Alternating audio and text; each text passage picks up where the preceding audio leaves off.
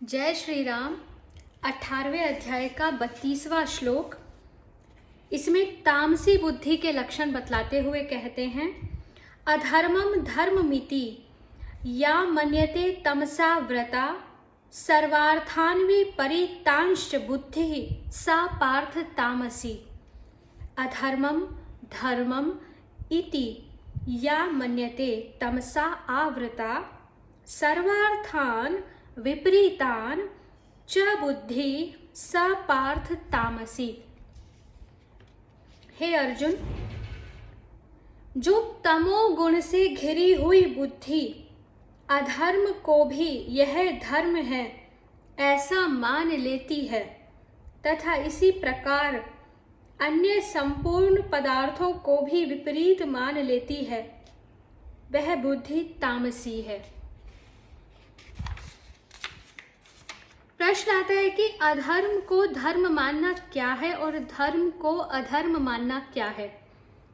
इसका उत्तर है कि ईश्वर निंदा, देव निंदा, शास्त्र विरोध, माता पिता, गुरु आदि का अपमान, वर्णाश्रम धर्म के प्रतिकूल आचरण, असंतोष, दंभ, कपट, व्यभिचार, असत्य भाषण, पर पीड़न, दूसरे को दुख पहुंचाना, अभक्ष्य भोजन, न खाने योग्य पदार्थ खाना, यथेच्छाचार, पर सत्वापहरण, दूसरे के सत्य का अपहरण करना आदि निषिद्ध पाप कर्मों को धर्म मान लेना, और धृति, क्षमा, मनोनिग्रह, आस्तेय, शौच, इंद्रिय निग्रह, धी, विद्या, सत्य, अक्रोध, ईश्वर पूजन, देव उपासना, शास्त्र सेवन, वर्णाश्रम धर्म अनुसार आचरण, माता पिता आदि गुरुजनों की आज्ञा का पालन, सरलता, ब्रह्मचर्य, सात्विक भोजन, अहिंसा, परोपकार आदि शास्त्र विहित पुण्य कर्मों को अधर्म मानना, यही अधर्म को धर्म और धर्म को अधर्म मानना है। प्रश्न है कि अन्य सब पदार्थों को विपरीत मान लेना क्या है। इसका उत्तर है कि अधर्म को धर्म मान लेने की भांति ही अकर्तव्य को कर्तव्य, दुख को सुख, अनित्य को नित्य, अशुद्ध को शुद्ध और हानि को लाभ मान लेना आदि जितना भी विपरीत ज्ञान है, वह सब अन्य पदार्थों को विपरीत मान लेने के अंतर्गत है। प्रश्न है कि वह बुद्धि तामसी है, इस कथन का क्या भाव है।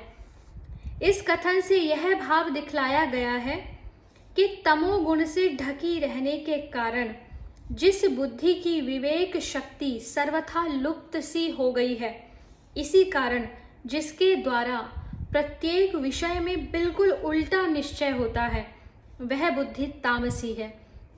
ऐसी बुद्धि मनुष्य को अधोगति में ले जाने वाली है। इसलिए कल्याण चाहने वाले मनुष्यों को इस प्रकार की विपरीत बुद्धि का सर्वथा त्याग कर देना चाहिए। अब सात्विक धृति के लक्षण बतलाते हैं। श्लोक संख्या 33 में सात्विक बुद्धि के लक्षण पढ़े। सात्विक धृति, धृत्या यया धार्यते मनः प्राणेन्द्रिय क्रियः योगेन व्यभिचारिण्या धृतिः सा पार्थ सात्विकी।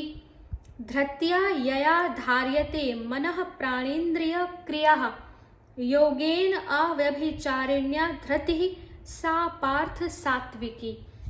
अर्थात हे पार्थ, जिस अव्यभिचारिणी, व्यभिचारिणी चंचल, अव्यभिचारिणी एक जगह स्थिर, धारण शक्ति से मनुष्य ध्यान योग के द्वारा मन, प्राण और इंद्रियों की क्रियाओं को धारण करता है, वह धृति सात्विकी है।